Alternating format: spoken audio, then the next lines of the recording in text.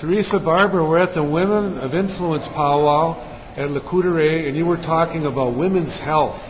You said women care for their families all the time, and that oftentimes they neglect their own health. What can women do to look after their own health? Women can start by thinking about what they're doing to their bodies when they drink or smoke or do drugs. When a woman smokes, as I thought, I was naive when I was a smoker. I thought it just affected the lungs and the throat. But when a person smokes, that smoke, when they inhale it, it goes in their bloodstream and it goes through their whole body, and it affects not just their lungs and heart, but it affects every part of their being, because the blood flows through all the body parts. They could start by not smoking around their kids and lessening the tobacco use, getting help by the different medicines, which are pills, Shantex, which is proven to be quite what do you call it? It's quite, I am stuck on the word, it's quite helpful to the people who want to quit smoking. It's Shantex, and then there's the patch, and they want you to use antidepressant pill only because when you give something up or you lose something, it's like losing a friend. So that's why they would come up with depression pills.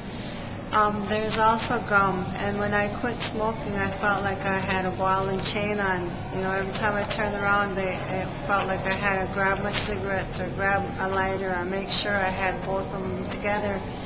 The gum helped me by putting that down and letting go of the craving for cigarettes. There's also total cold turkey. Some people that I've talked to, they just said, that's it, I'm done abusing my body with the chemicals that are cancer causing. So that's one thing that they could do, is try to go to their doctors and get prescriptions for some of these medications, and then they could just start by asking people who are abusing tobacco around them, or even if it's alcohol or drugs, not to do it around them. People don't realize, what you're trying to do unless you tell them about it. So I guess educating the women, such as the women of influence, I can see that the message that the CDC wants to get out there for Anishinaabe women, because we're always taking care of everybody else, and it's time to stand up and take care of themselves and get healthy so that they can take care of everybody else.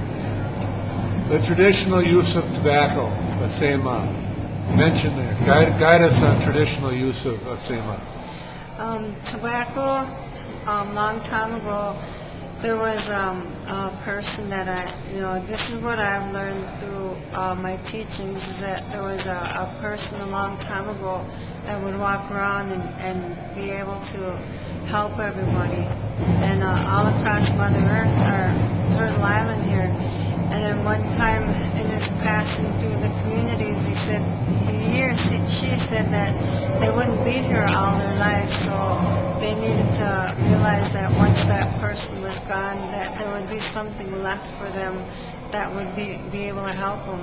So when that person passed on, they buried him, and on that gravesite, a plant came up, and that was tobacco.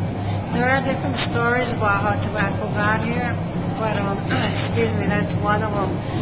And then through my teachings, I was taught that we should honor and respect tobacco and not abuse it, and use it to ask for guidance and for being healthy, and for when a storm approaches. We all know that it could be very, very, destructive.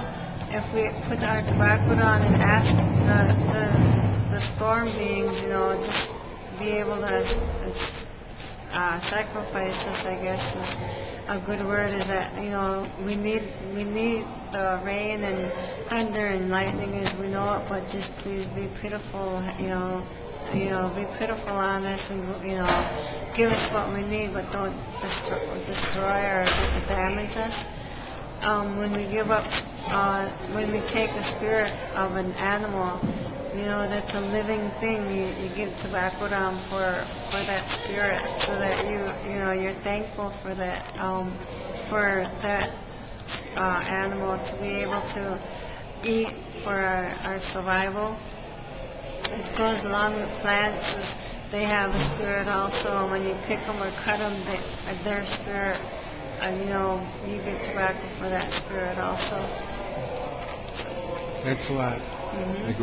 Miigwech for having this whole TV thing and being able to voice this out on the air. I was really nervous out there, but I hope I had the message that we were here to give. This is Nick Vanderpine and Theresa Barber for LCO TV.